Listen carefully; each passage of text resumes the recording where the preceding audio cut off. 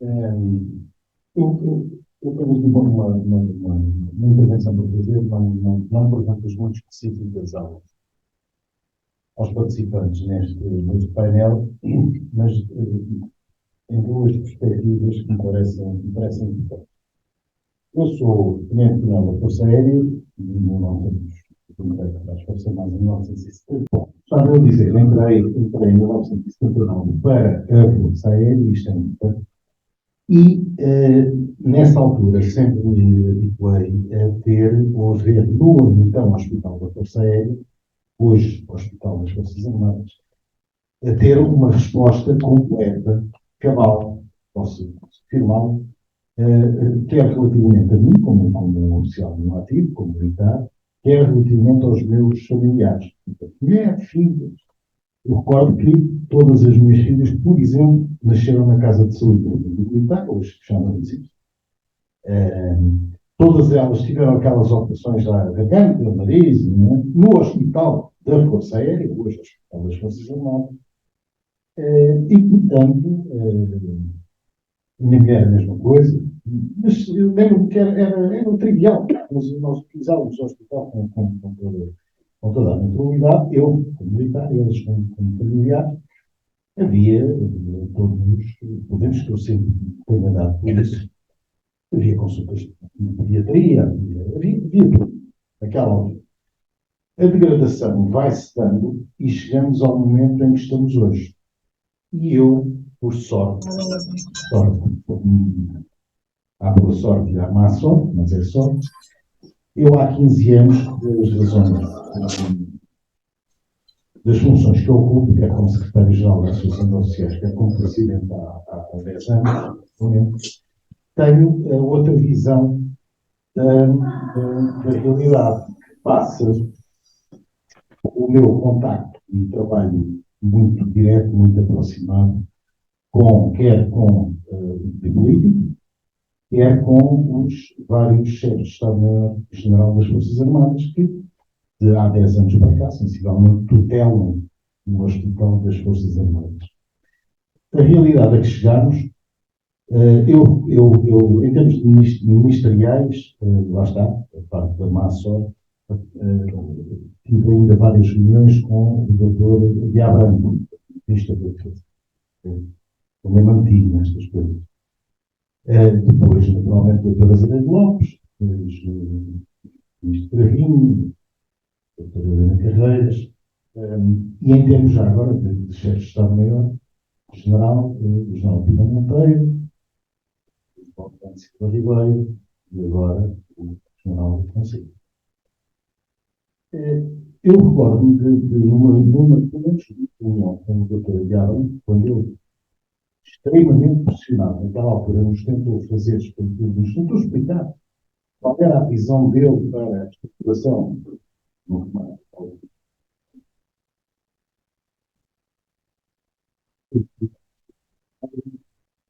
Vamos acabar com os hospitais da Marinha, vamos acabar com os hospitais do Exército, vamos acabar com o Hospital da Força Aérea e vamos juntar todas as valências no mesmo hospital e vocês vão ver que vão ficar muito melhor. E eu lembro que na altura tentei, nesta reunião, não me recordo se ele disse logo qual era o hospital que iria prevalecer, mas mais tarde recordo-me ter falado com ele sobre isso. E disse-lhe sobre isto foi-se juntar tudo no hospital que era mais pequeno, em termos de dimensão. Compreendes que era, se calhar, provavelmente mais localizado, aquele que eventualmente até podia progredir em termos de instalações, mas nada daquilo que estava a pensar se executou, porque o Hospital de Marinho, infelizmente, foi vendido. As verbas, isto estava subjacente a tudo isto, era que todas as verbas das vendas ou alienações, ou aluguéis, de todas essas instalações militares iriam reverter diretamente para a aplicação do novo hospital das Forças Armadas. Isto praticamente não se passou. Eu não quero ser inconfidente e recordar aqui algumas conversas que tive com o General Pina Monteiro e com o Almirante Silva Ribeiro, principalmente com eles os dois, mas conversas não só ao nível ali do Estado-Maior General, como conversas ao jantar. Ao jantar.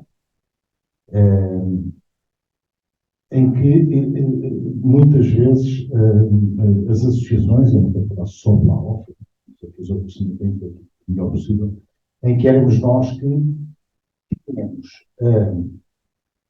a faculdade de dizer publicamente aquilo que os chefes militares não conseguiam fazer, porque a situação chegou a um ponto tal em que o dinheiro das vendas e das alienações ele foi feito, ele existe, está nas contas públicas, mas raramente parte desse dinheiro, ou melhor, grande parte desse dinheiro nunca chegou ao Hospital da Expulsão. E, portanto, não se sabe onde é que anda. O que se sabe é que, e peço desculpa, estão aqui as maiores autoridades do Hospital das Forças Armadas, espero não dizer mais, né? Se ela tiver um H. Desculpa? 05. Acabou por demorar anos e anos e anos a ser construído. Outros nem sequer construídos estão. E, portanto, naturalmente que juntou-se, como se costuma dizer, na Rua da Tesga, as capacidades, enfim, de resposta, na prática, as capacidades de resposta são cada vez piores, se vocês compararmos então com aquelas que eram há 40 anos, são incomensuravelmente piores em todos os aspectos, mantendo-se apenas um. Eu isto tenho que relevar. É a qualidade intocável dos técnicos que trabalham no hospital. Dos médicos, dos enfermeiros, dos técnicos de saúde. Aliás, eu nem sei, ou melhor, sei, tenho muitos na direção, e não só, e nós andamos muito bem, eu nem sei como é que se consegue fazer tanto com tão pouco. Apesar disso, desse tanto ser manifestamente insuficiente. Nós, nesta altura, não temos muitas valências. Houve valências que, por simplesmente, desapareceram. Mesmo aquelas que desapareceram, por simplesmente, mesmo aquelas que se mantêm, e isto, reparem, 30, 40, 20, 30, 40 anos depois, os militares hoje em dia são menos de metade do que aquilo que eram há 40 anos. Isso então quase que nem dá para perceber o que é que se está a passar. Não é? A afluência, naturalmente, em número, garantidamente, que é menor hoje do que era há 40 anos. Nós, há 40 anos, éramos o dobro, e com os familiares, e hoje não somos. E os serviços hoje estão extremamente mais degradados. Portanto, há valências que se perderam. Hoje, para mesmo o militar, e em várias até situações do ativo, hoje um militar, para conseguir, em determinadas especialidades, ter uma consulta, também já espera 2, 3 e 4 meses. Eu também vou ser breve, lá está, para falar como militar da Força Aérea e como presidente da Associação de Oficiais das Forças Armadas. A realidade é esta. Os dinheiros, efetivamente, ou seja, há grandes constrangimentos, e nós sabemos disso, em termos financeiros. Não sei se a autonomia administrativa e financeira resolveria o problema. Há grandes problemas em termos de efetivo. Não há dinheiro para alimentar. E só há, e às vezes só aparece quando alguém vem para a comunicação social buzinar, literalmente, e nos conseguimos todos unir. E, portanto, eu não vejo realmente, vejo os serviços a degradar-se, e aqui por oferecer a palavra dos milhares de oficiais das Forças Armadas que integram a Associação de Oficiais e dos seus familiares, tenho também essa obrigação. Os serviços estão cada vez mais degradados, cada vez mais o Hospital das Forças Armadas é comparado aos hospitais do Serviço Nacional de Saúde, aos hospitais civis, onde a pessoa, depois de entrar, é extremamente bem tratada. Atenção, as referências são sempre iguais. O difícil é entrar. Mas as consultas demoram muito tempo, não há capacidade de fazer todos os exames de diagnóstico, como aparentemente há 20, 30, 40 anos havia. E isto é extremamente preocupante. E, portanto, aproveitar ter aqui, enfim, os principais responsáveis para, até que esta sessão vai ser divulgada por oficiais da Agência e Praças das Forças Armadas por 2 ou 3 dias, e porque vai chegar a muitos milhares de pessoas, como são todos todas estas sessões do manifesto, e não só, a várias entidades de outras áreas, nós trocamos informação, portanto, eu gostaria de tentar aproveitar o meu diagnóstico, tentar aproveitar a presença aqui de quem realmente todos os dias sofre na pele, porque luta no local por estas coisas, qual é a visão que nós temos que o poder político, então, em termos de valores que deveriam ter sido canalizados e devem ser canalizados para o Hospital das Forças Armadas, não estão a ser. E são muitos milhões de euros. E só da alienação do Hospital da Marinha, do antigo Hospital da Estrela. Gostava de... por outro lado, lá está, também a degradação, mas isso, quando o Moreira referiu muito bem, não é só a degradação em termos de instalações e de capacidade efetiva, espaço, diria eu, é também do pessoal e muito do pessoal. Como se sabe, a degradação das condições socioprofissionais dos militares das Forças Armadas, todos eles, não só os oficiais, naturalmente, e não só os da saúde, levam a que o pessoal já tem, infelizmente, adotado uma situação de baixar os braços e de bandar. Literalmente, ninguém quer vir para as Forças Armadas e quem cá está, na medida do possível, quer sair o mais rapidamente possível.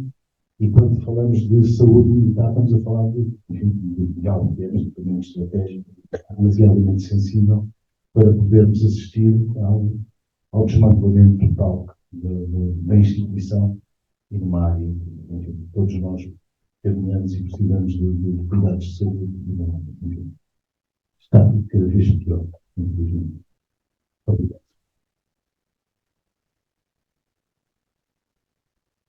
Não sei se existe mais alguma questão, se tem mais alguma questão antes de alguém gostaria. Se for possível, a quem está em remoto intervir, Sim. eu me inscrevia.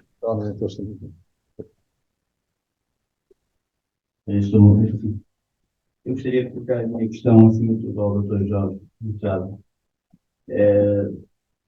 Tem a ver com o conceito desta nossa própria reunião, o conceito da Constituição no seu todo.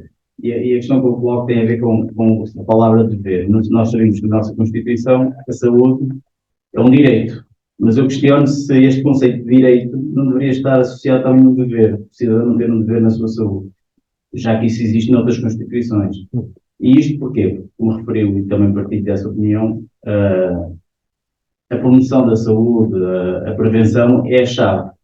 E o responsabilizar o cidadão desse ato não seria pertinente também, gostaria de relativamente a isso. Obrigado.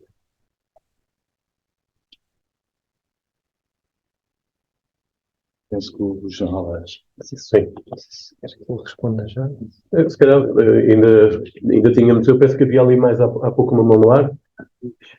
Então, se calhar, reuníamos aqui 5 perguntas e eu sei que há aí também da assistência, sei que há pelo menos já uma pergunta, não é? Boa tarde a todos. Não era a minha intenção fazer qualquer intervenção, mas quando se parecia mal, eu estarei aqui ocupado a vida inteira, e que estiverem ocupados a vida inteira e eu dizer nada aos participantes. Começava por saudar a mesa em geral, portanto, acho que todas as intervenções foram de alto nível e, digamos, muito profícuas e profundas. Quero saudar também o pessoal que está no painel videoconferência, especialmente ali o meu colega Jorge Aires, não sei se se lembra de mim, os colegas da Bel, Igor Teixeira, Diga o nome que eu disse. parece que agora Certeza. já disse qualquer coisa, não é? Aquelas lutas que travaram antes de 25 de abril, não é? Ora, agora vou indo diretamente ao tema. Efetivamente, é uma nota que tocou um assunto muito importante, que é, digamos, o que é que os políticos fizeram para beneficiar os militares e a saúde militar. Aliás, tudo isto vem desde, para estranhar que só em 2011, depois foi o Tenente Coronel Cruz, é que foi referido num programa do partido, né, qualquer coisa referente aos militares, porque desde 75 até 2015 a preocupação dos políticos foi desmantelar a Força Armada. E isso refletiu-se em tudo. Na saúde, em tudo. Na operacional, em tudo. Quer dizer, é, a culpa de... O que é que chegamos até aqui? Aí é que é a grande questão. O que é que chegamos até aqui? É quando se começa a fazer da saúde um comércio, um negócio, e não haja dúvida que as próprias Forças Armadas também entraram nesse negócio. Porque através da nossos ADMs, quer dizer, nós alimentamos muitas instituições privadas com as nossas consultas. Eu posso falar à vontade porque eu sou filho deste hospital e sempre tive as minhas consultas no Hospital Militar. Desde que foi o Hospital Militar número 1, até que depois passou, teve a ser extinto, e depois veio a designação da HFAR como sendo a salvação. Eu costumava dizer, mesmo ao Tupi de Segurança, o Hospital Militar do Porto sempre foi das Forças Armadas.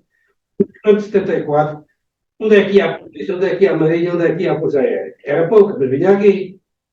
Era aqui este hospital, o HMR1, vinham as forças da polícia, da GNR, a família, e a própria força aérea que tinha lá ali um núcleo em Passos Ferreira, era aqui que vinha.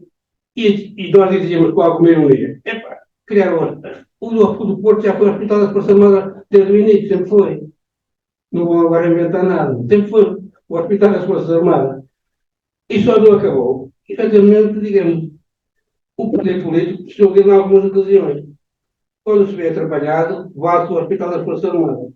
E é isso que tem feito com que o Hospital das Forças Armadas tenha crescido.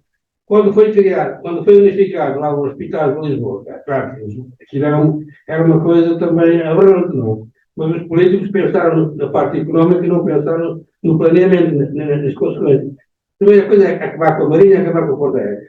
O Hospital da Força Aérea, aquilo nem era hospital, nem era nada. Era um hospital, tinha lá umas valências e satisfazia a necessidade do pessoal da Força Aérea. O da Marinha tinha outra dimensão. Que eu saiba. Eu conhecia mesmo das terras, foi lá que eu esteve internado. Conheci a Ilha de Santo, conheci a Estela toda. E conheço aqui o Hospital do Porto. Não praticamente, aliás, conheço como utente e também o conheço como engenheiro, porque eu, sendo das Forças Armadas, sou licenciado da FEU em Eletrotecnia. E, portanto, estou ligado aqui ao HFAR do Porto, desde a sua refundação, a construção do Polo, aqui onde nós chamado Polo Norte, foi uma coisa que já havia no tempo da Maria Caixuta, já no tempo do seu diretor, do antigo que eu conheci, que eles foram qualquer coisa Martins, Martins, e tudo isto foi projetado em Lisboa, digamos, e construído 20 anos depois de ser projetado. Quando foi construído, já estava desatualizado. E quando acabou a construção, mais atualizado estava. Foi um problema grande fazer a transferência das bandas do neoclássico para aqui. E claro, com alguma resistência dos médicos, dos clínicos, de facto, tinha uma visão mais atualizada do que é que seria necessário, do que, digamos, aquela visão da 40 anos. Então, eu não queria entrar nessa parte que é mais dinâmica, porque, efetivamente, a única coisa que eu quero ter é os militares nunca falaram em direitos. Ao menos, gente fala em deveres. E os políticos nunca dizem que os militares têm direitos. Nós temos é dever. E, normalmente, estamos numa missão e cumprimos a missão. Custa o que custar. E, às vezes, efetivamente, ter a missão, temos que sacrificar alguma coisa. Eu não admiro que os chefes militares digam as instituições, vocês falem, porque nós não temos força para falar. Efetivamente, mas isso também é um bocado a culpa dos militares. Eu convivo aqui com os meus camaradas do ativo e falo com eles e eu não posso conceber que um camarada meu vá ali ao hospital de frente fazer uma consulta quando eu tenho aqui. Não venham dizer que aqui que demora não sei quanto tempo. Eu nunca tive problema de arranjar aqui a consulta. Tenho aqui a programar e tenho aqui, digamos, tirar o partido daquilo que me oferece. Efetivamente, desde que o H4 começou a funcionar como tal, tem melhorado bastante, não haja dúvida. Porque, antes disso, o Hospital Militar do Porto funcionava um tipo de part-time. De manhã vinha toda a gente aqui para as consultas. E estava-se uma manhã inteira aí na fila, não havia lugar para estacionar, não havia nada.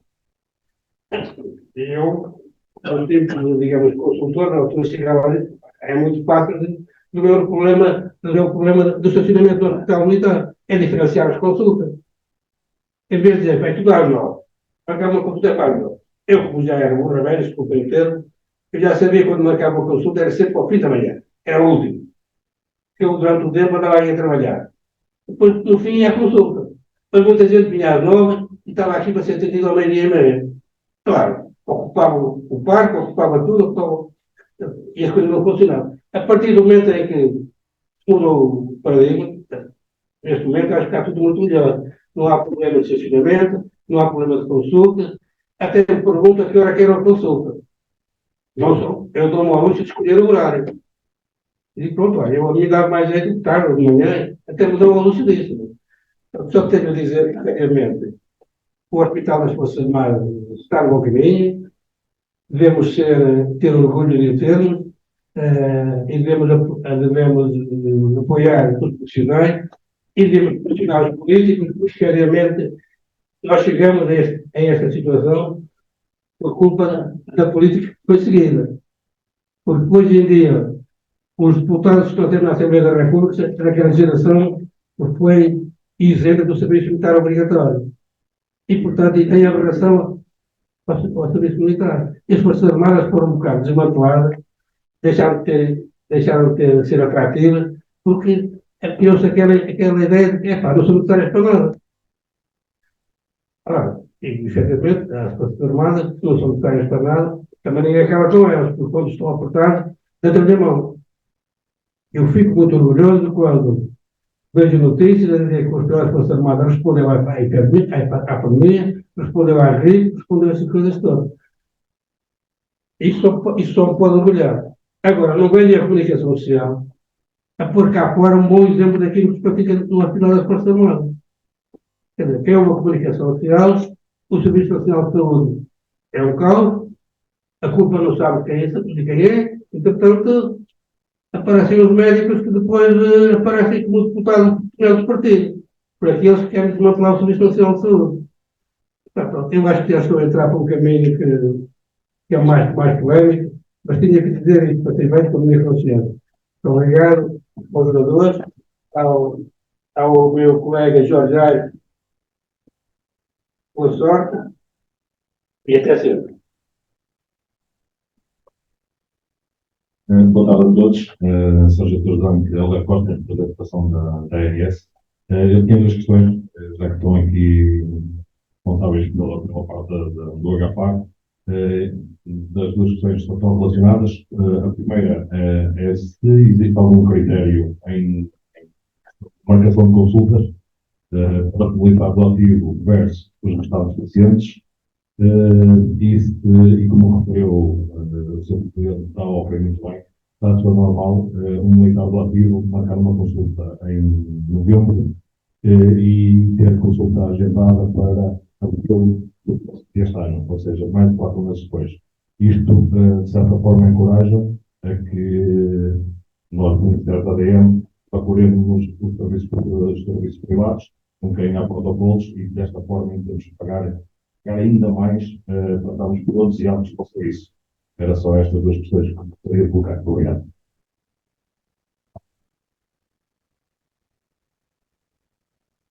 Então, eu deixaria então esta última questão que sei que existia do exterior, não é? Bom, se então me é permitido, eu vou usar da bondade da mesa, vou tecer aqui algumas considerações que me parece que são essenciais para termos uma panorâmica a 360 graus da problemática da saúde militar. Nós temos, de facto, a especificidade da situação dos hospitais, do Hospital das Forças Armadas e os seus diferentes polos. Eu depois irei abordar algumas especificidades disso, mas temos uma componente que tem a ver com, digamos assim, A situação de haver inúmeros militares que se distribuem pelo país e que dificilmente conseguem fazer aquilo que o Teixeira dizia há bocado, que sempre veio ao Hospital Militar do Porto, onde a conferência está a decorrer. E essa dispersão dos militares pelo país, que é incontornável, acaba por ter respaldo num sistema de apoio financeiro, não é? Que lhes permite, quando não conseguem ser atendidos no SNS, socorrer-se de entidades privadas com quem o IASFA tem protocolos. Bom, esta situação, como sabem, não foi aquilo que tem acontecido em relação à saúde militar. Os camaradas que falaram em reforma. Isto não foi, isto foi, eu não lhe chamo podem chamar reforma, mas o que isto foi uma desconstrução. Foi uma desconstrução de um sistema e que nos conduz a uma solução que é muito pior do que aquela que tínhamos no final do século passado. Os camaradas falaram de 2011 para cá, mas eu recordo que foi com o ministro Dias Amado, em 2005, que foi instituído o pagamento à ADM, que nós pagamos 14 meses, e que a assistência sanitária saiu do Ramos, a assistência sanitária fora do dispositivo da saúde militar, era gerida por Ramos, saiu do Ramos e passou a ser centralizada no IASFA.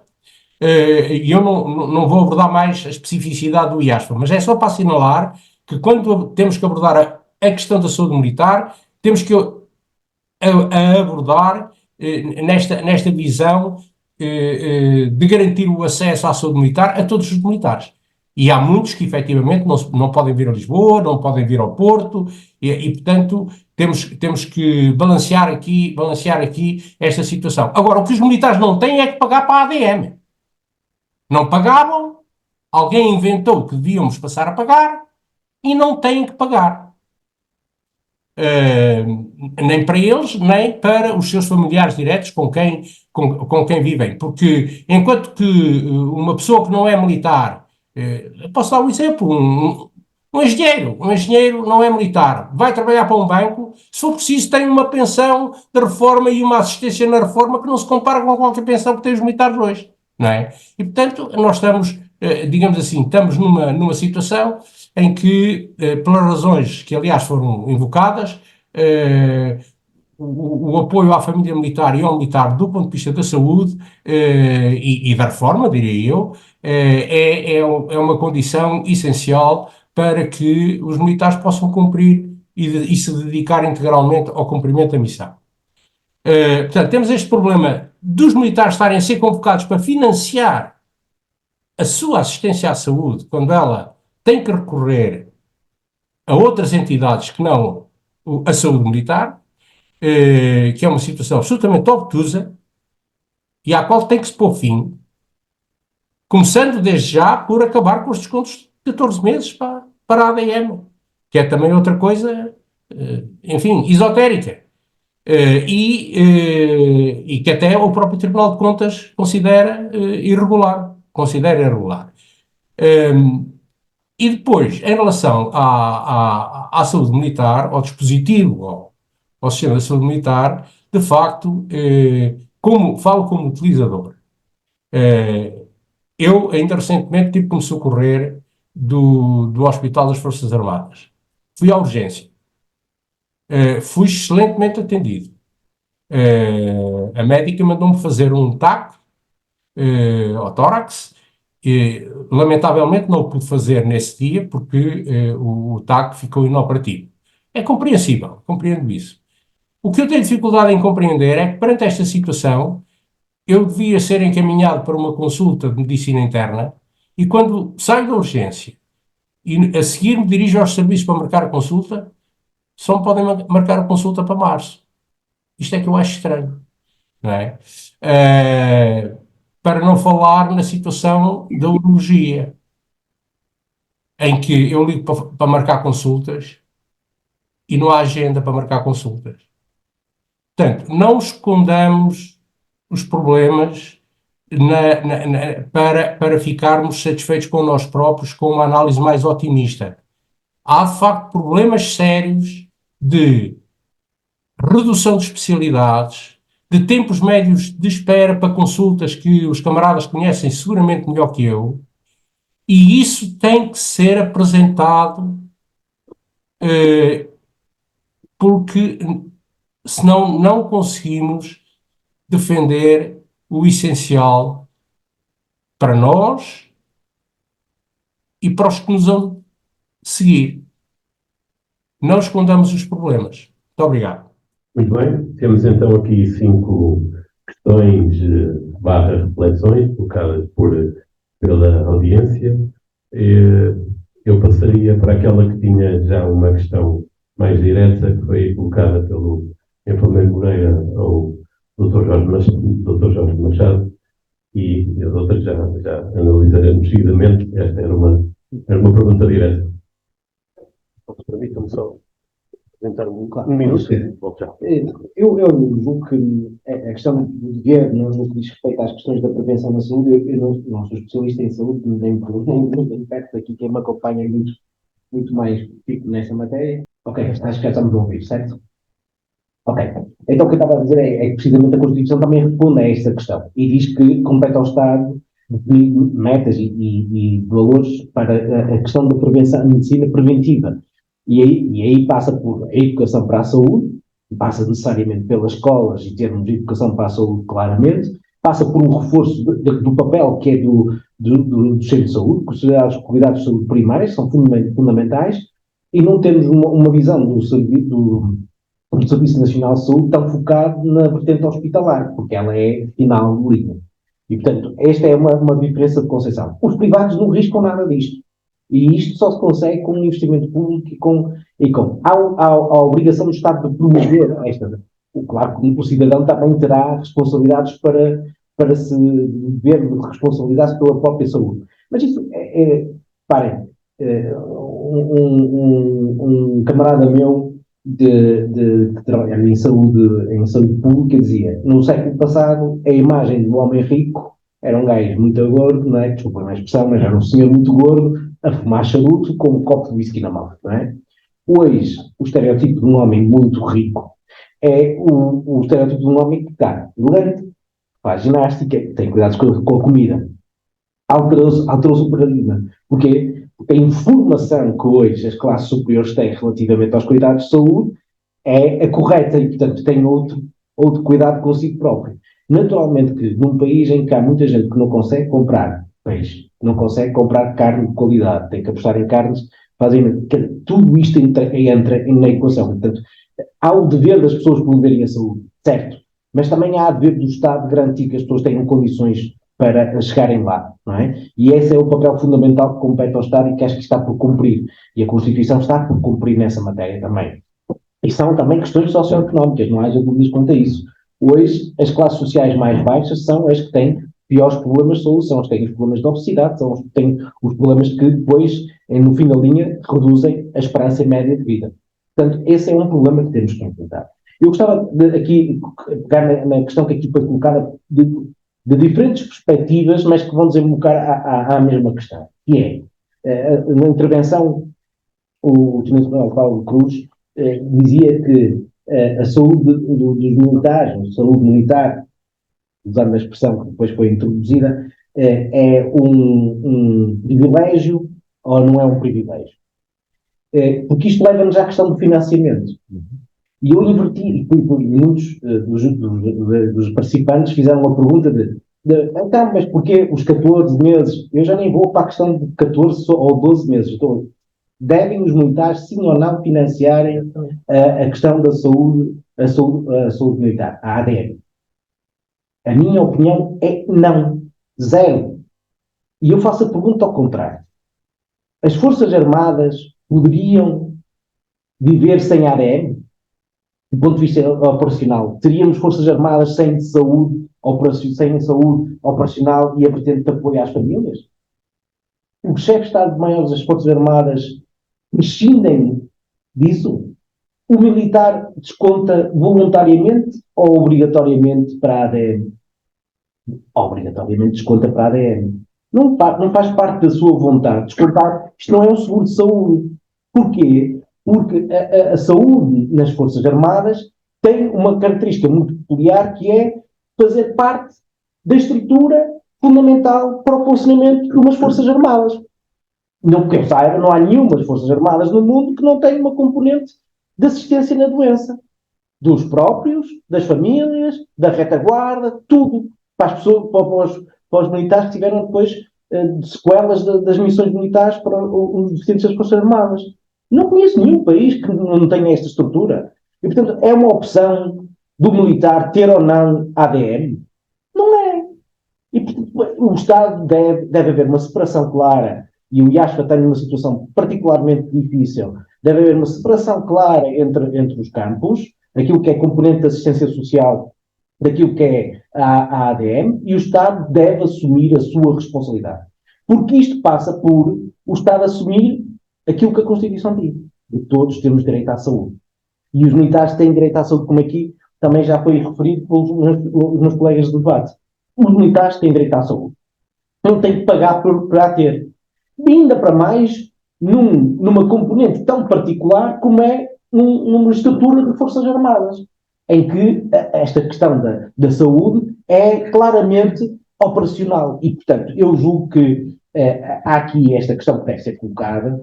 Há a questão do investimento e do subfinanciamento da saúde militar, que é um problema que deve ser denunciado, deve ser combatido. O poder político naturalmente deve dar as respostas adequadas para ter esta estrutura a funcionar em prol dos militares, mas em prol também de termos umas Forças Armadas, pilar da soberania. Nós não podemos exercer a nossa soberania sem custos. Quer dizer, somos um país, temos as nossas estruturas de soberania. Isto custa dinheiro, depois custa, como custa a democracia, custam as eleições, custa ter deputados, depois custa, mas é o custo da democracia, é o custo de termos também soberania nacional. E se ter soberania implica termos uma estrutura de resposta às questões da saúde dos militares nas suas diferentes vertentes que aqui foi colocado. E, portanto, o Estado deve assumir, na minha opinião, a sua integral responsabilidade. Uma nota final para a provocação que aqui foi dada, da acumulação de funções no Serviço Nacional de Saúde. Acho que é uma questão muito interessante do ponto de vista jurídico.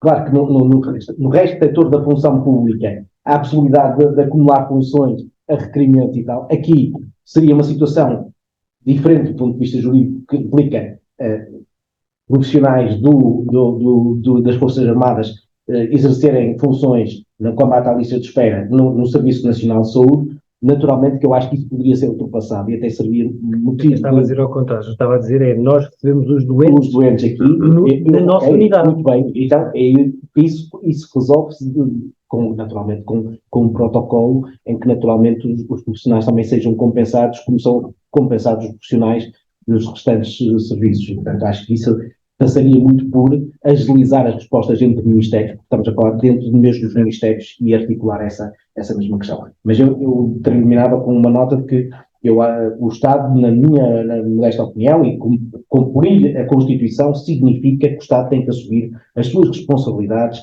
daquilo que é a saúde para os militares, como aqui foi dito. Todos têm direito à saúde, os militares não são menos nem mais, aliás, até têm obrigações que o Estado não pede a quase mais ninguém no nosso país, que é dar o corpo às balas e, em situação limite, dar a vida pelo país.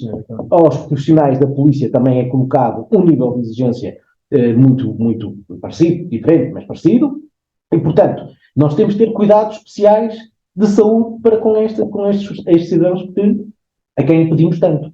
E, nessa medida, o Estado deve responder de uma forma afirmativa. E, portanto, nesse sentido, acho que a questão da assunção da responsabilidade por parte do Estado é uma questão fundamental e não serem os militares a financiarem o sistema de saúde. E ser devidamente financiado, como aqui disse. Agora, há um problema que aqui também foi abordado, que é a escassez de recursos. Enquanto nós não estancarmos a hemorragia de quadros para o setor privado, enquanto continuarmos a alimentar o setor privado, o setor público nunca vai conseguir competir com o setor privado. Porque o setor privado já consome uma fatia gigantesca do orçamento do Estado. Tem milhões e milhões para, se o Estado aumenta uma boa fatia do orçamento do Estado, para as questões da saúde, vai para o setor privado. Portanto, mesmo que aumentemos os salários e melhoremos as condições que é preciso fixá-las, nós temos que estancar o setor privado. E isso consegue-se. É preciso coragem política para o fazer. Muito bem. Eu diria que das restantes 5 intervenções, 3 delas foram mais do que estão momentos de reflexão acerca daquilo que é o momento atual da saúde militar e, em particular, dos cuidados que são prestados pelo Hospital das Forças Armadas e aquilo que foi a evolução, enfim, política e a evolução da própria reforma, onde as palavras de um dos intervenientes, desconstrução do sistema de saúde militar ao longo desta última década. Antes de passar concretamente ainda a resposta a uma última pergunta, eu deixava, que foi do ajudante Costa, da Associação Nacional de Sargentos, eu deixava aqui aberto ainda os restantes membros da mesa alguma resposta a alguma destas questões, alguma intervenção que queiram salientar, e eu reservava, portanto, depois o direito de terminar e de fazer aqui alguns comentários também. Eu ia aproveitar a intervenção do João Costa para, esquecendo que preste funções no HFAR, também tentar ajudar, porque esta questão que o Costa colocou é uma questão muito frequente no hospital. Mas também para ajudar a que nós, entre nós camaradas, percebamos o porquê daquilo que acabou de dizer. Então vou-lhe dar o paralelo com o Serviço Nacional de Saúde. Os cuidados hospitalares são cuidados diferenciados e são os mais caros, por serem diferenciados. E por isso é que existe uma rede de cuidados primários, em que existe uma avaliação primária por um médico que decide se o seu conhecimento é suficiente ou não para que o doente fique tratado ao nível dos cuidados primários. Se entende que não é suficiente, então encaminha. Faz aquilo que se chama uma referencia para o hospital. O problema do HFAR, que não é só do HFAR, mas em particular do HFAR, é que a procura dos cuidados diferenciados, exceto na situação operacional, e já lá vou, é uma decisão individual. E é nesse âmbito da decisão individual que as consultas demoram tempo. Porque se o utente vem de uma situação operacional, é atendido no dia em que chega ao HFAR. Portanto, e este é um problema que e isto vem do quê? Vem daquilo que estamos a acabar de falar. Porque, na verdade, ao termos um subsistema de saúde, nós encaramos o hospital como um mero prestador de cuidados hospitalares, igualzinho aos hospitais que estão aqui à volta. Portanto, em que aí sim é a iniciativa de cada um, né, escolher marcar uma consulta. Mas essa não é a função do hospital. Além do hospital ter que só disponibilizar essas consultas na sua capacidade soberana, que é logo uma fatia curta para aquilo que são as necessidades de saúde, e depois a procura de cuidados de saúde é sempre muito superior à oferta. E sempre que nós aumentarmos a oferta, aumentamos a procura também. Portanto, isto é só para dizer que, sim, era muito importante, porque aí entramos na tal vertente socioprofissional. Aquilo que falou Costa é extremamente importante por causa daquilo que é o conforto de cada um de nós. Nós entendemos, e por isso acho que já ficou o meu primeiro desafio ficou respondido, eu também entendo que a saúde militar não é um privilégio. Aliás, eu pergunto-me todos os dias, quando olho aqui para o Estatuto, para as bases gerais do Estatuto da Constituição Militar, qual é a substância material dos especiais direitos? Qual é a substância material?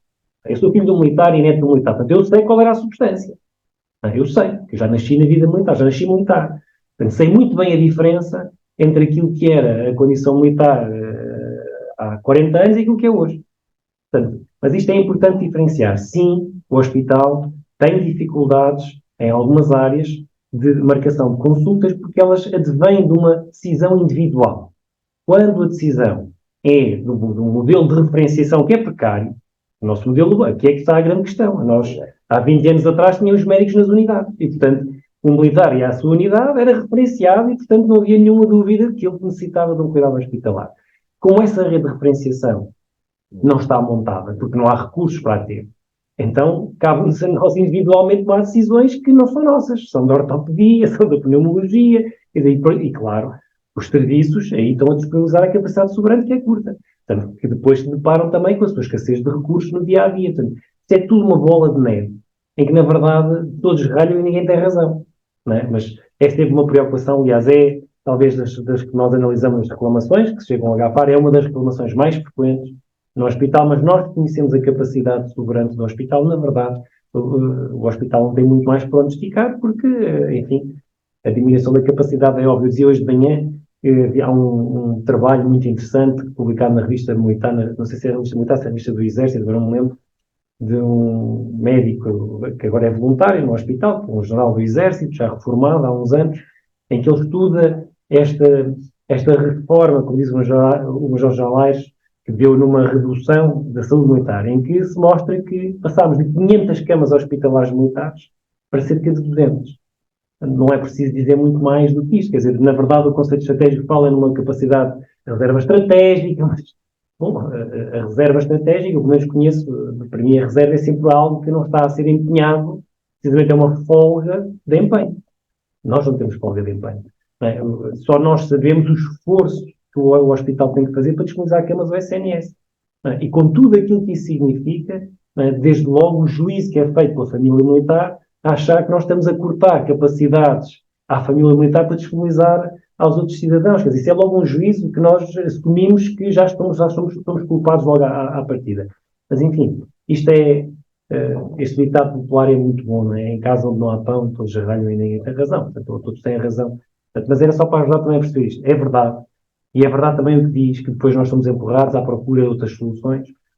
Mas ao procurarmos essas soluções, e isto é só válido para quem está perto do GAFAR, e aquilo que disse o Major Galais é uma preocupação. Há muito que nós falamos. Não existem só militares no Porto e em Lisboa. E esta equidade de acesso deveria ser garantida, e aí sim tem que haver um subsistema financiado não é por mim nem por nós, que garanta aos militares que estão longe do GAFAR que possam ser atendidos com a mesma dignidade de qualquer militar que vai ao GAFAR e seus familiares. Já agora, só para acrescentar, não é só a questão das cotas. Aquilo que disse aqui o Tenente Mota, basta ver aquilo que se passou com os familiares. É? As esposas, não é? e os maridos, porque eu também já tínhamos mulheres nas Forças Armadas, tinham direito, por inerência da profissão do cônjuge, e deixaram de o ter. Portanto, não foi só esta questão de ter sido criado um subsistema que é pago, foi também a perda dos direitos, e eles têm que pagar, não é sobre a totalidade do seu salário, mas é sobre uma parte significativa do seu salário. Portanto, na verdade, a ADM tornou-se um subsistema privado que é muito caro para os militares, mas os militares, enquanto cidadãos, pagam a saúde 2 vezes, porque pagam de forma obrigatória o desconto para a ADM, e pagam aquilo que naturalmente qualquer cidadão paga, e muito bem, os seus impostos para financiar os serviços públicos, que são acessíveis a todos, mas que na verdade, enfim, depois temos estas dificuldades. Pronto, era só também para ajudar a enquadrar, não é aceitável, claro que não é aceitável, e isso só passa a ser de facto um especial direito quando nós, por decisão própria, também tivermos acesso. Até lá não é nenhum direito especial, que é exatamente igual ao direito de qualquer cidadão que tenha o seu seguro de saúde privado ou um subsistema que não seja ADM, seja a SAD GNR, SAD PSP e por aí fora. Não há aqui, na verdade, substância naquilo que é o especial direito.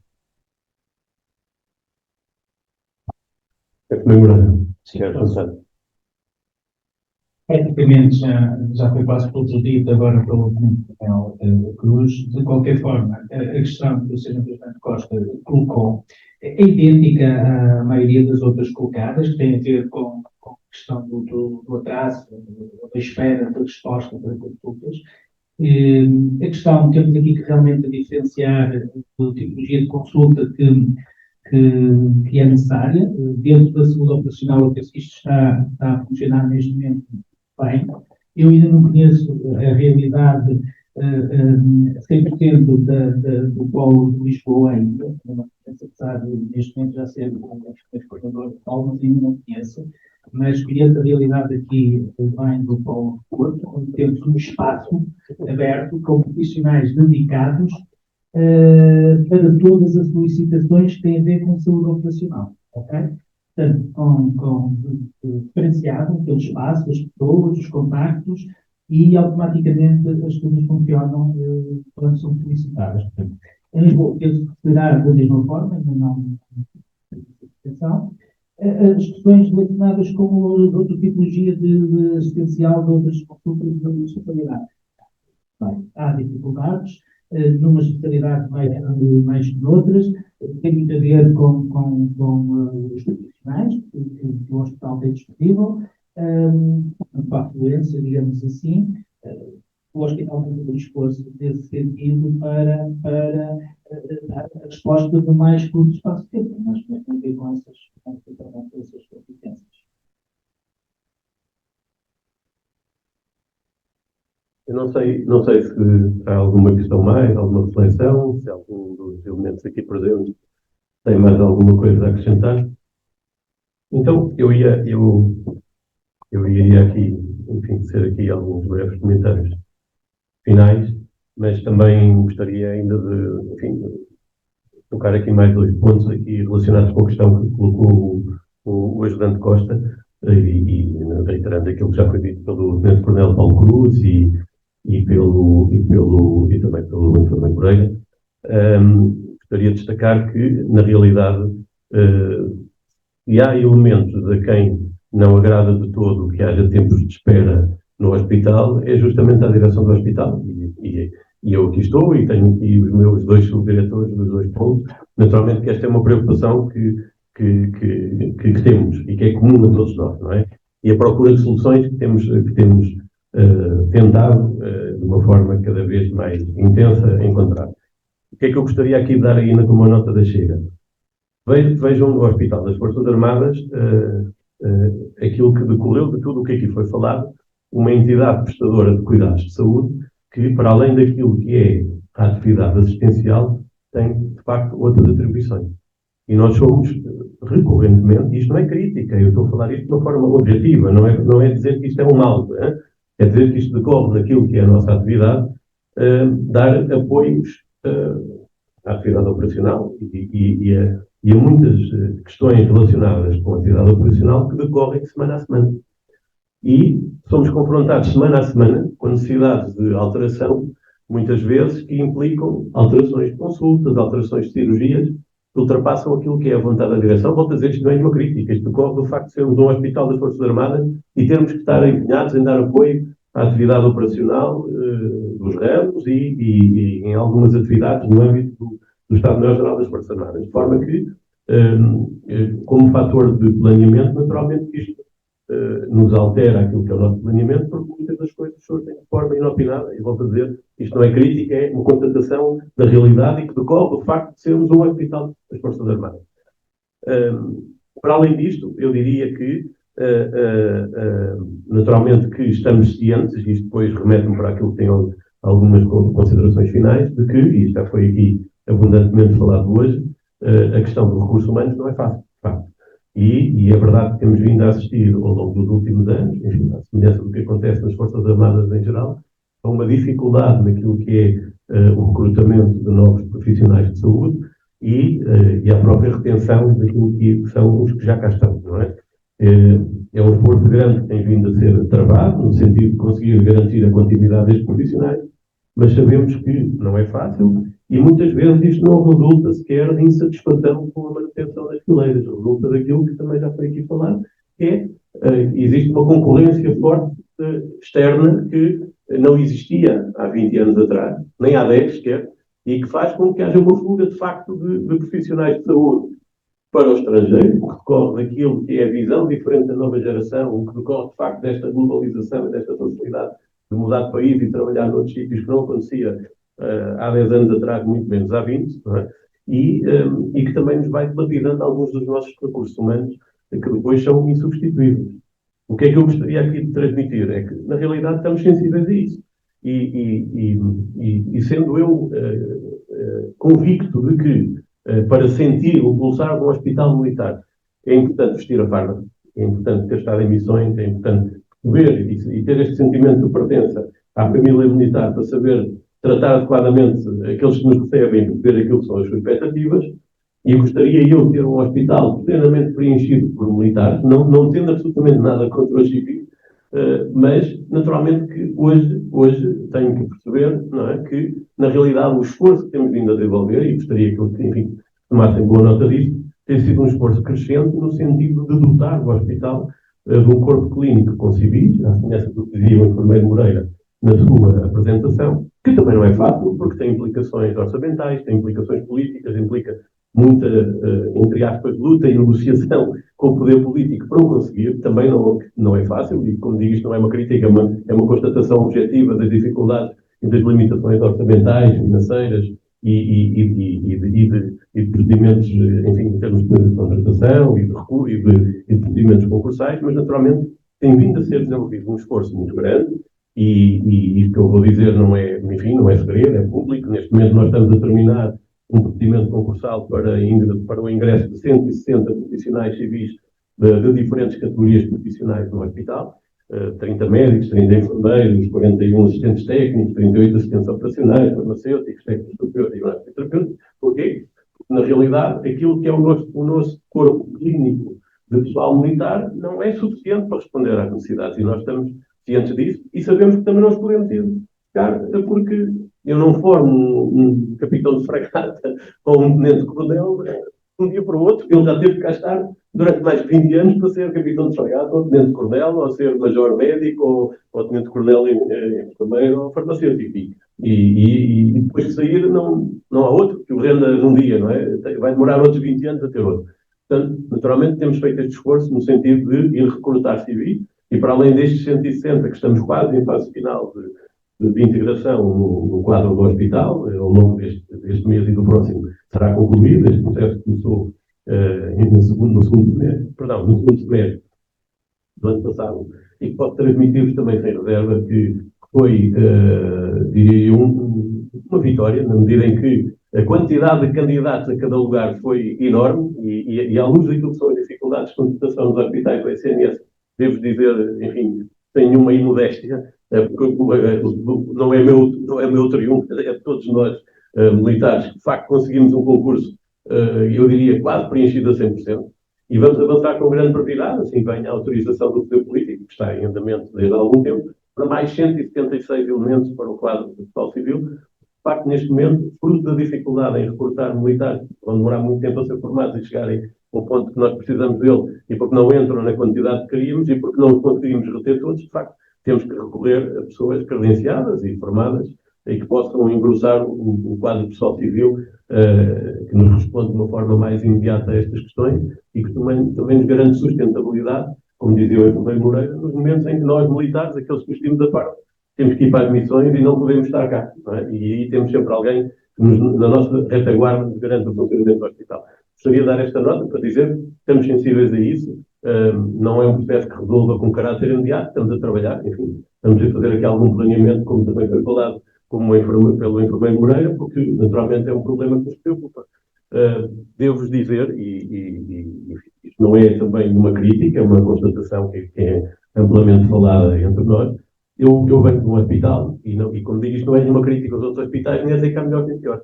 Eu venho de um hospital em que esse problema praticamente não existia, porque nós não tínhamos limitação de consultas no Hospital da Marinha. Sendo eu da Marinha, quem era militar do ativo era visto no dia. Qual é o impacto que isto tem positivo na lista de espera com o pessoal do ativo? Qual é o impacto negativo? Em termos de atividade clínica, é difícil de planear, porque posso ver 10 num dia, como no dia seguinte posso ver 40. E, portanto, em termos como fator de planeamento, poderia não ser a melhor das soluções, como fator de resposta imediata, de facto, era a melhor das soluções. Eu diria que neste momento, sendo uma solução que poderia responder quase de imediato a essas questões das listas de espera, seria muito difícil de implementar no cenário atual, até porque, como eu digo, muitos dos profissionais que nós temos, e cada vez mais, são civis, e isto é difícil impor a um civil, vamos ter 40 consultas numa manhã, não é? E não é isto que acontece no mercado de trabalho, seja no Serviço Nacional de Saúde, muito menos naquilo que é o setor privado, que é lá está, não apenas complemento, mas concorrente direto, não é? Isso só para tentar aqui dar aqui alguma chega. Naturalmente estamos cientes também que cada vez mais a literacia em saúde dos utentes é maior, cada vez mais o nível de exigência das pessoas é maior. Este é um cenário com que também nos confrontamos e que também temos que encontrar também argumentos para limitar aquilo que depois resulta do não cumprimento dentro das expectativas deles, que é reclamação, não é? Naturalmente que depois o principal de somos nós, e isso naturalmente que é um direito que assiste a todo o utente, mas que era menos presente há 20 ou 30 anos atrás. E hoje resulta muito também daquilo que são expectativas, o nível de exigência das pessoas e a própria literacia em saúde que as pessoas têm naturalmente e legitimamente as leva depois a reclamar quando não são bem entendidas. Só para dar aqui um pouco esta nota, que é uma preocupação nossa, e naturalmente que temos isto presente e estamos a fazer um esforço muito grande para tentar resolvê-lo. Indo um bocadinho aqui, e vem um pouco na mesma lógica, o que falou o Major-General Aires, falou na diminuição de algumas especialidades. Não é? É verdade que ao longo dos anos, desde que existiu começou a reforma da saúde militar, houve algumas especialidades que diminuíram em termos de presença física no hospital.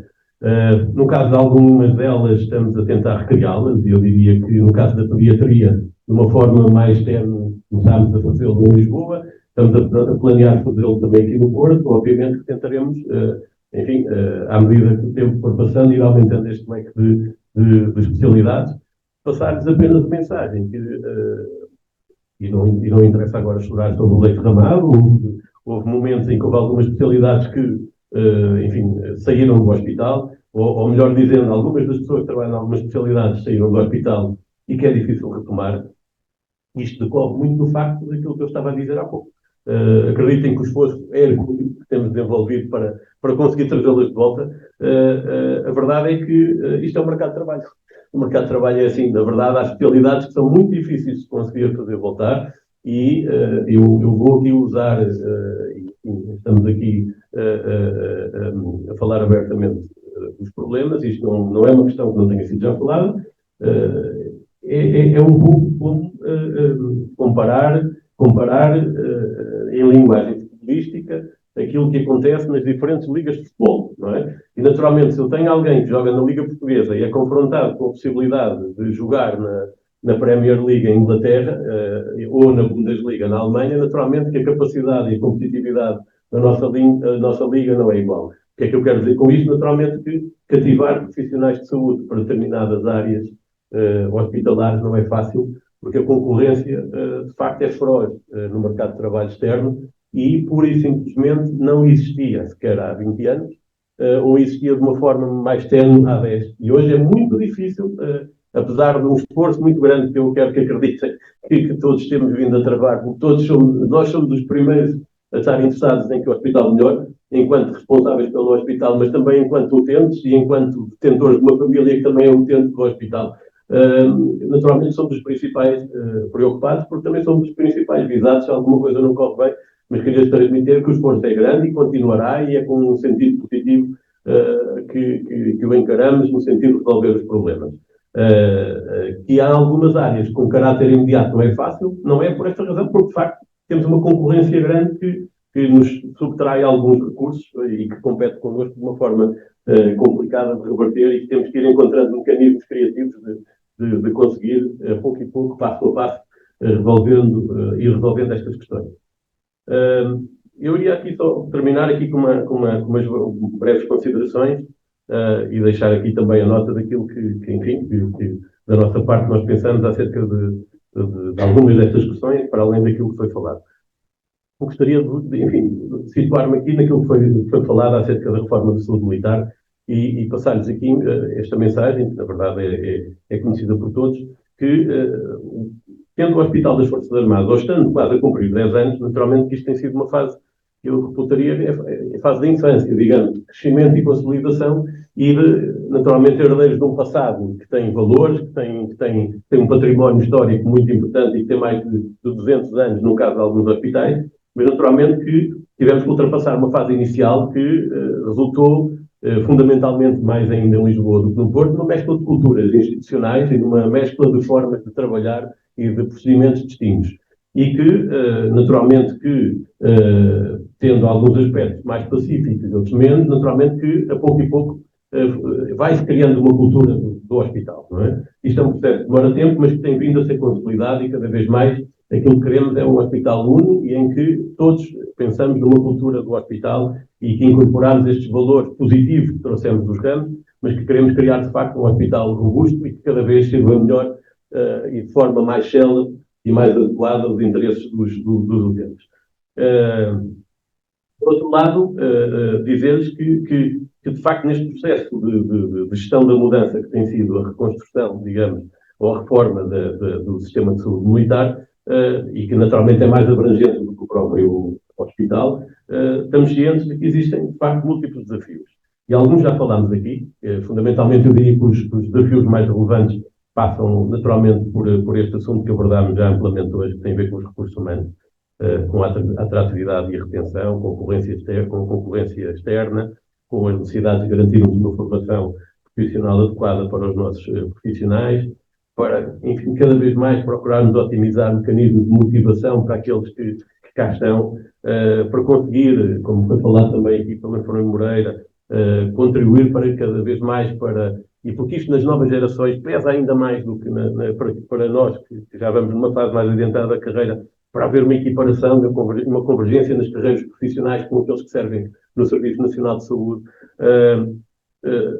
porque também cada vez mais, e isto é absolutamente paralelo ao que acontece no Serviço Nacional de Saúde, o custo com os cuidados de saúde prestados é cada vez maior, seja através dos fármacos que são consumidos, seja através dos meios complementares de diagnóstico terapêutico, e portanto isto é um desafio grande que desde logo nos coloca aqui múltiplos desafios adicionais em termos daquilo que é a orçamentação do hospital, o modelo de financiamento do hospital, e que naturalmente nos obriga, eu diria que diariamente, a uma flexibilidade criativa e uma procura de soluções constantes para responder àquilo que são os desafios diários que temos dentro do hospital. Claro que, fruto de tudo isto, temos cada vez mais que otimizar aquilo que é o nosso planeamento estratégico, garantir uma prestação de cuidados adequados e melhorar a acessibilidade dos doentes com mais celeridade, melhorar aquilo que são os nossos rácios de eficácia e eficiência, e cada vez mais nós nos debatemos e discutimos isto para tentar melhorar a qualidade e eficácia e eficiência do hospital. Esta otimização do modelo de financiamento e de gestão hospitalar, enfim, procuramos e que é fundamental, e que eu concordo com o que foi dito, julgo pelo Major General Leite, poderá não ser unicamente a autonomia administrativa e financeira que resolve o problema, já não tenho certeza se foi o Major General Leite, foi o Tenente Coronel Bote.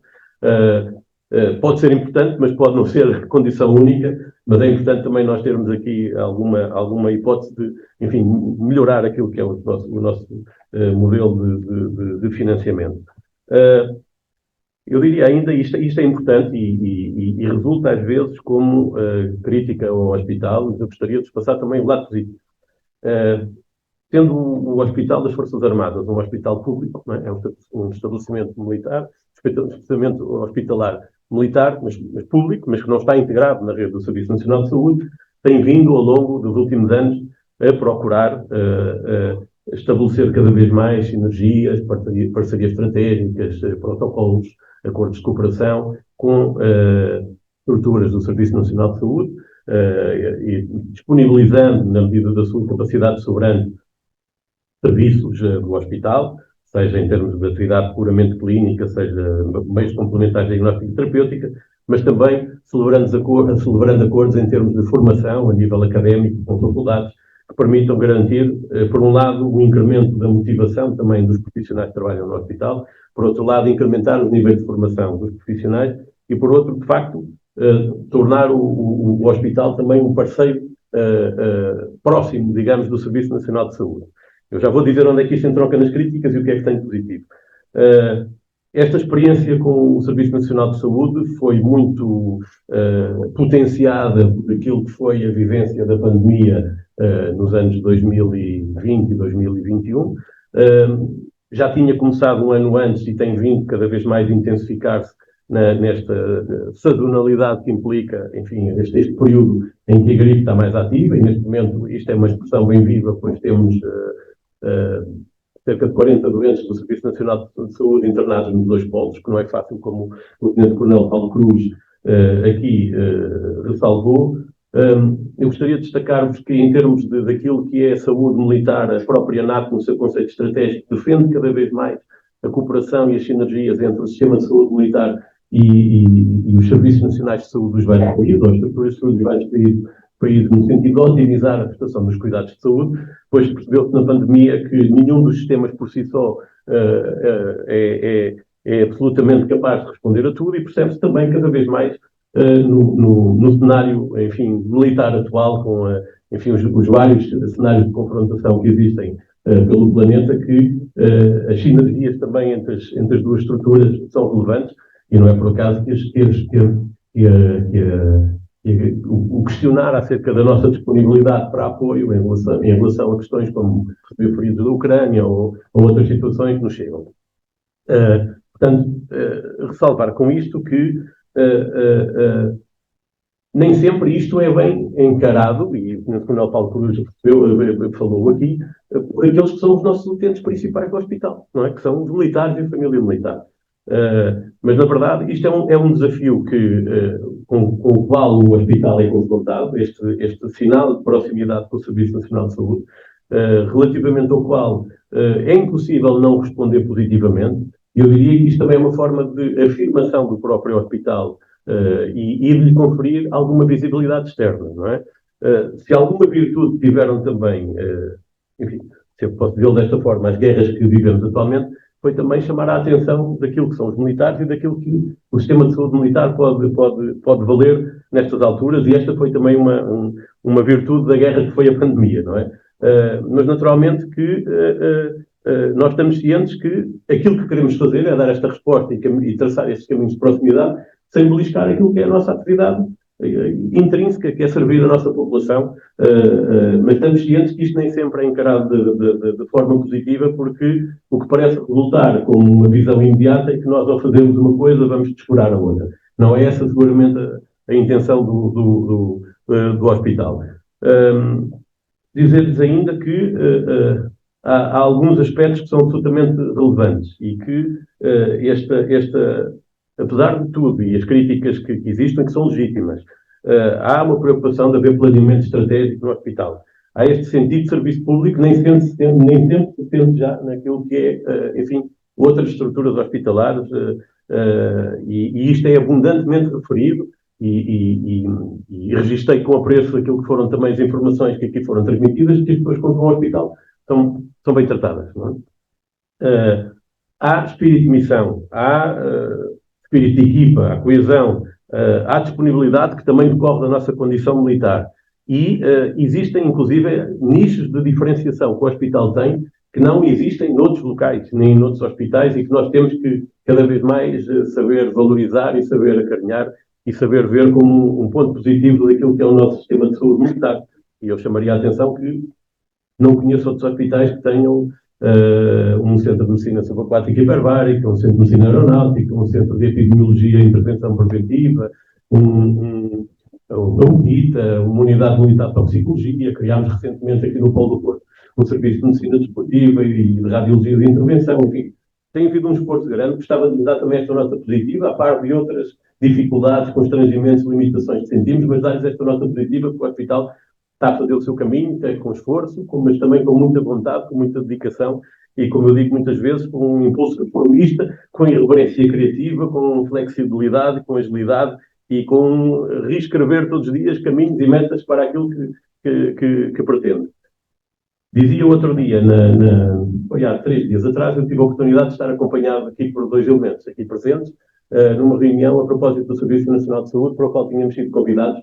Portanto, isto é público, não é aqui nenhuma inconfidência o que vou dizer, porque o que eu disse, o que vou dizer aqui, disse-o publicamente nessa sessão para a qual tínhamos sido convidados. Estava presente a doutora Maria de Belém Roseira, e ela falou, não especificamente, nem direcionante para nós militares, mas falou a propósito do SNS, que isto, a propósito daquilo que é o percurso do Serviço Nacional de Saúde e das dificuldades, do que mais do que estar como um militar a olhar ao espelho para ver a farda, importa tratar as feridas. Mas ela não disse isso como crítica a nós, disse isso a propósito do Serviço Nacional de Saúde. E tive a oportunidade justamente de mencionar, e um bocadinho usando palavras que eu já utilizei aqui hoje, daquilo que é a capacidade que o Sistema de Saúde Militar e o Hospital das Forças Armadas têm, este aporte positivo, não é? Tratando das feridas e não vendo o seu espelho, mas este aporte positivo e esta capacidade que o HFAR e o Sistema de Saúde Militar, dentro de todas estas limitações, têm tido de se recriar e de responder quando é necessário. E vendo-nos então ao espelho, aí sim, tive a oportunidade de dizer isso também, de reconhecer em nós estas virtudes, deste espírito de coesão, deste sentido de serviço público, desta iniciativa e desta coesão que revelamos e que, quando é necessário estar presentes, estamos, onde muitas vezes outros não estão e outros não respondem. Portanto, eu gostaria de destacar esta visão também positiva e dizer que, de facto, cada vez mais, e essa visão também foi transmitida por um outro interveniente nessa reunião, enfim, que eu tive a oportunidade também de mencionar, que foi um elemento que teve um papel relevante já a nível da saúde em Portugal, o Sr. Constantino Sá Clarito, que mencionou que cada vez mais, de facto, o Serviço Nacional de Saúde precisa do apoio do setor social e de outros setores, daí que o próprio sistema de saúde militar possa ter aqui uma palavra a dizer, e da mesma forma que pode ter uma palavra a dizer enquanto apoiante, digamos, do Serviço Nacional de Saúde, ver isto como uma ponte com dois sentidos. E por que não explorar virtudes em que o Serviço Nacional de Saúde nos pode também apoiar e em que isto seja aqui uma simbiose e haja uma sinergia entre os dois, no sentido de garantir aquilo que é o primordial.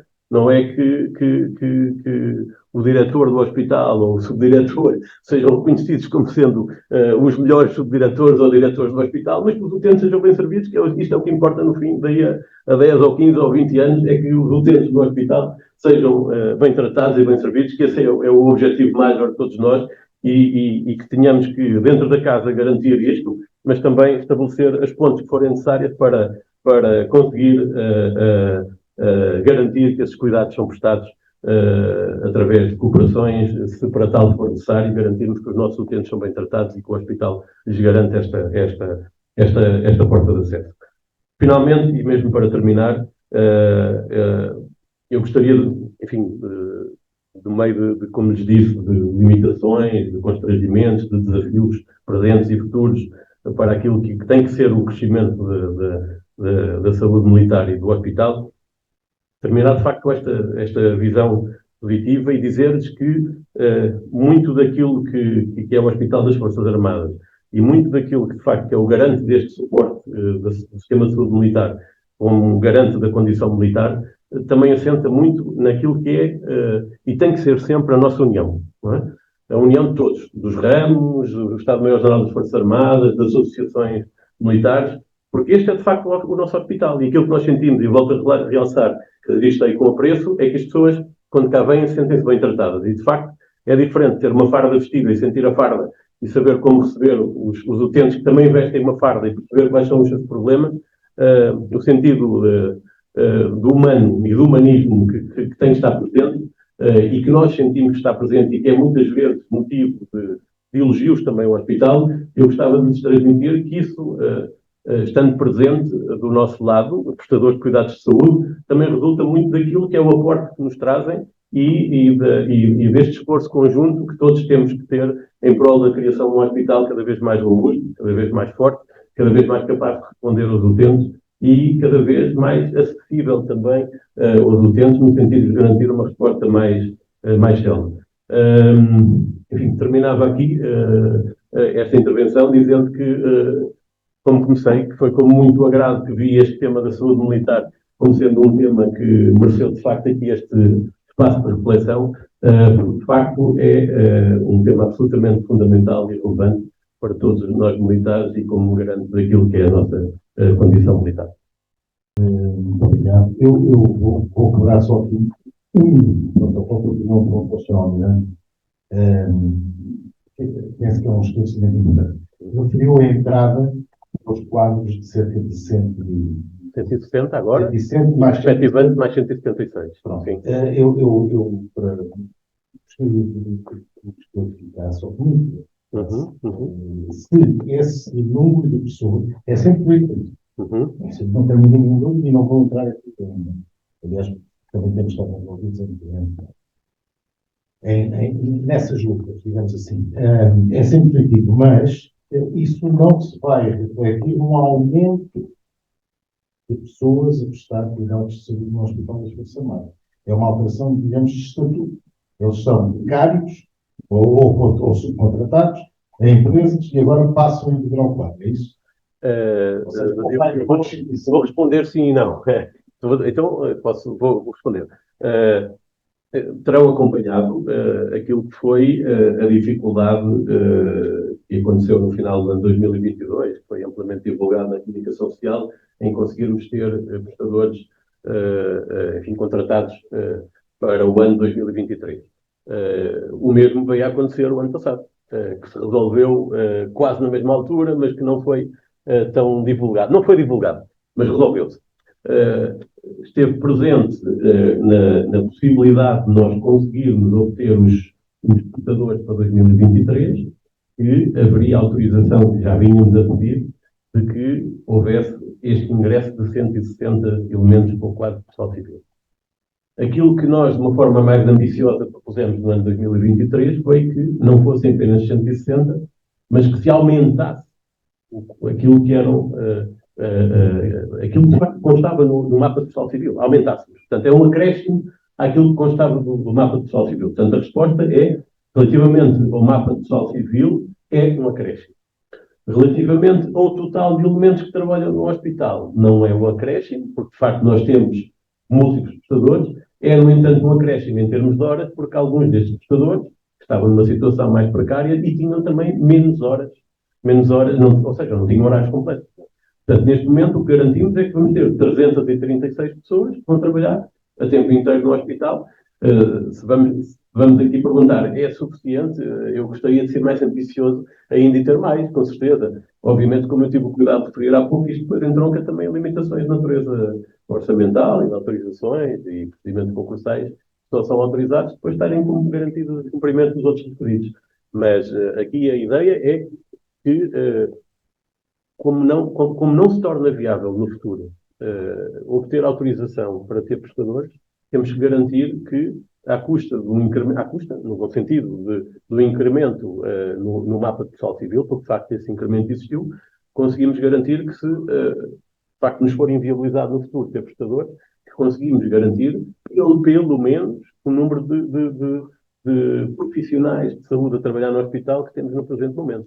Se quererem ter mais, eu responderia que sim.